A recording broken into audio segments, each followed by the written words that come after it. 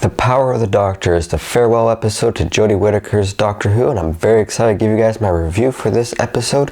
If you guys seen it, be sure to leave a comment in the comment section of what you thought about it. As well, be sure to like this video and subscribe to my channel. Now let's get into this review. So I'm a really big fan of Doctor Who. I've enjoyed this show for years, and one of the nice things about the pandemic and being in lockdown was it gave me time to binge all of Classic Who and Modern Who, which was great. But today I'm here to give my review for The Power of the Doctor. This is going to be a spoiler review just because it's been out for a little while now, and a lot of people are already giving their reviews and spoiling things. So I'm going to talk spoilers. So this is Jodie Whittaker's final outing as the Doctor, and I've not been the biggest fan of her run. I found the writing to just not be great, sometimes really bad. I've been really upset about some of the decisions. A lot of people were upset about some of the decisions too in her run, but I've always thought that she's done a good job in the role with what she's been given, and I thought in this episode once again she was good in the role. And I was very curious to see if they're going to be able to manage to go off on a real high note with this, or if it was going to be sort of like the rest of her run. And for me, I thought it was a pretty good episode. Maybe not great, but pretty good. Definitely when the episode was over, all the stuff that made me happy or made me excited was what stuck with me more than my negatives. But my negatives are definitely still there. But definitely afterwards I felt happy and excited with what happened. And for me, pretty much all my positive stuff in this episode is all the fan servicey stuff. And fan service for me can be good and it can be bad. I thought in this episode, for me, I thought it worked. I thought it was done very well. And the fan servicey stuff for me was pretty much the return of the legacy characters or other versions of the Doctor. For example, you got Ace and Tegan, who were companions in Classic Who. Ace was a companion to the 7th Doctor, Tegan to the 5th Doctor.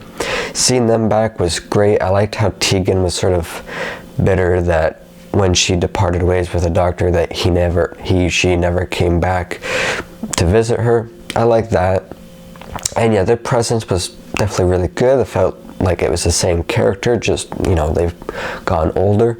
So I really enjoyed that. And they bring back some of the other versions of the Doctor in kind of cool ways. There's like this regeneration limbo sort of place that they're at in a certain scene. And they bring back, I can't remember the actor's name, but the guy who played the first Doctor recently for like Twice Upon a Time. I think Bradley's his first name, but he was back playing the first Doctor, and then they had the actual 5th, 6th, 7th, and 8th Doctors back, which was great. Seeing them there was all great. They only had small roles, small moments in this, but I thought they worked well, because sometimes you can just have fan service for this, a favorite character that comes back, but it really doesn't mean anything. I thought in this, they were small moments, but I thought they were meaningful, both for the Doctor and then a couple scenes later on in the episode. There's a moment where Sylvester McCoy's Dr. 7, has a small conversation with Ace, and similarly the 5th Doctor with Tegan. Those two moments I thought were great, and they are small moments, but I thought they had purpose for those characters, Ace and Tegan. I thought they were really good. Nice for the fans too, because there were some nice callbacks. And yeah, I thought that was great and really well done. And obviously there's another big sort of surprise character, at least for me. A lot of people actually knew this, but I didn't. And it was the return of David Tennant, which I loved, because David Tennant's one of my favorite Doctors. And I knew he was coming back for the 60th anniversary, but I thought it was going to be sort of similar to how he came back for the 50th anniversary. It was his 10th Doctor, just comes in, meets up with 11 and the War Doctor.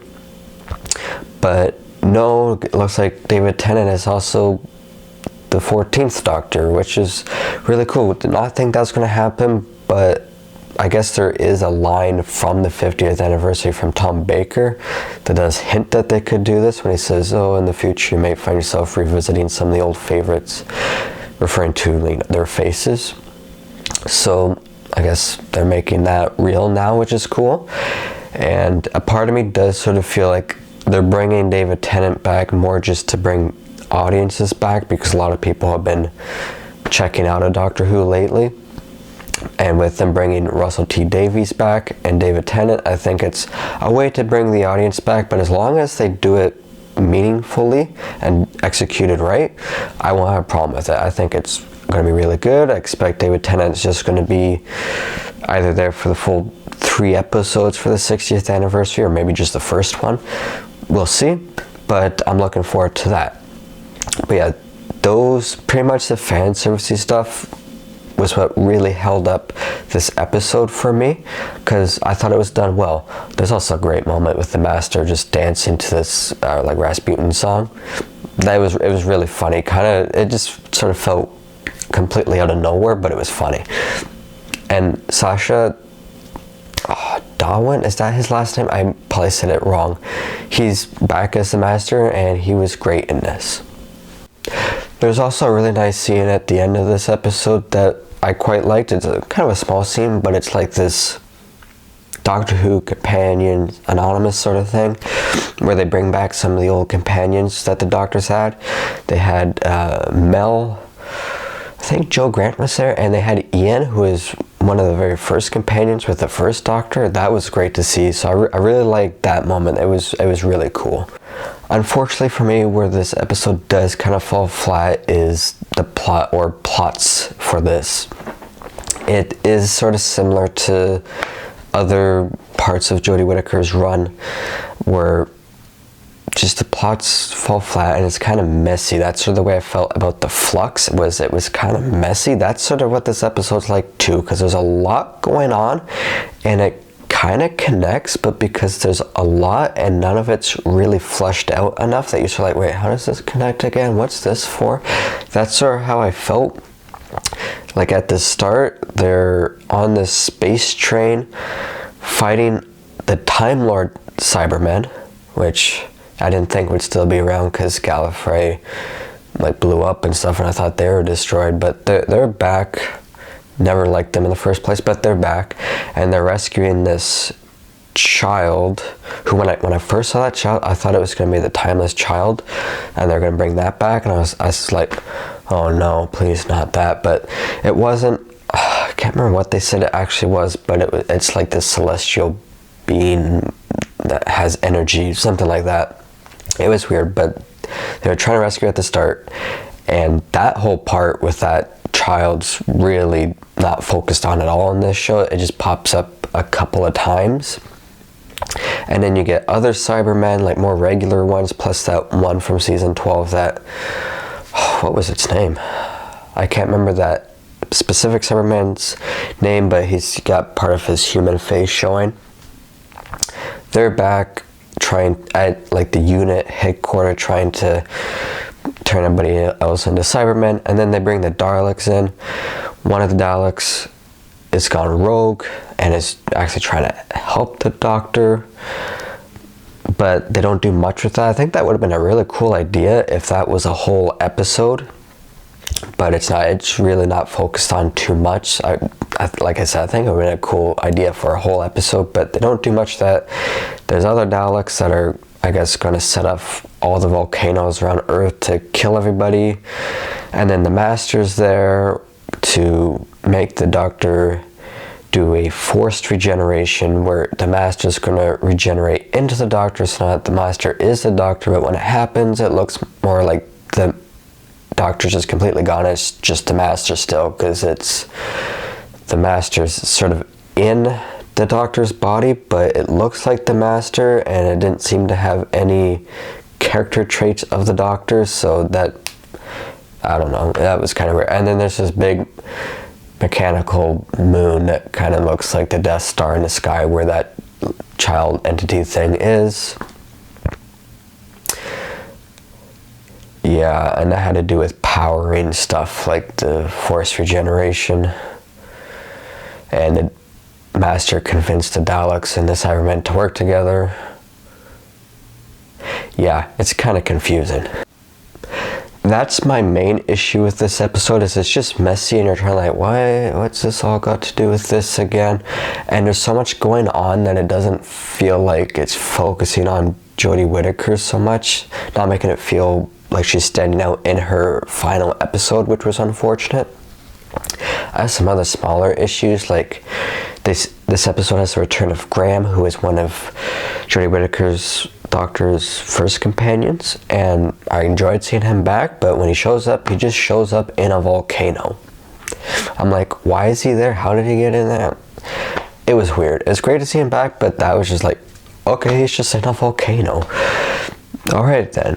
And then at the start, Dan, one of the current companions, just decides to leave at the start of the episode, and I guess in a way that kind of works, because there's so much going on in this episode already that having one less character may have benefited.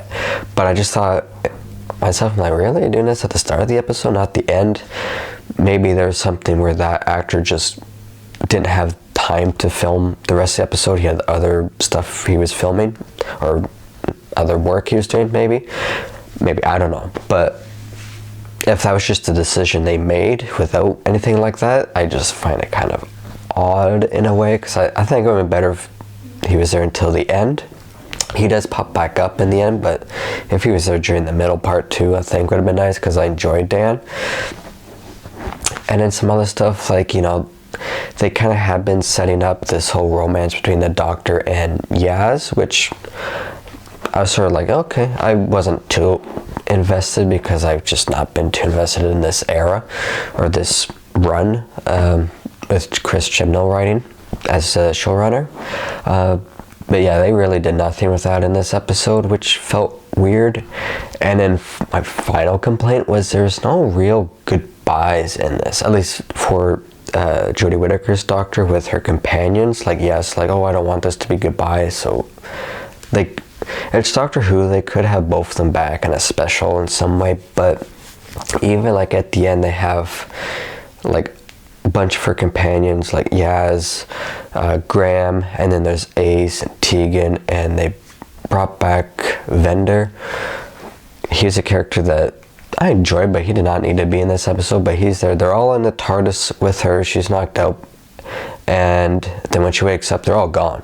They never got a chance to say goodbye. And I'm like, really? No goodbye? That's part of what like these regeneration episodes are, is them saying goodbye to their companions and stuff. So that just felt off to me. The actual scene where she regenerates, I thought was really good. The cinematography, the look of the regeneration was really good, and I liked the line where she said, Doctor, whoever I'm about to be, tag, you're it. I really like that line. So for me, the positives mostly outweigh the negatives, even though I think I got more negatives with this. Just after watching this episode, I did feel happy and excited because of the good fan service in this. It did work for me.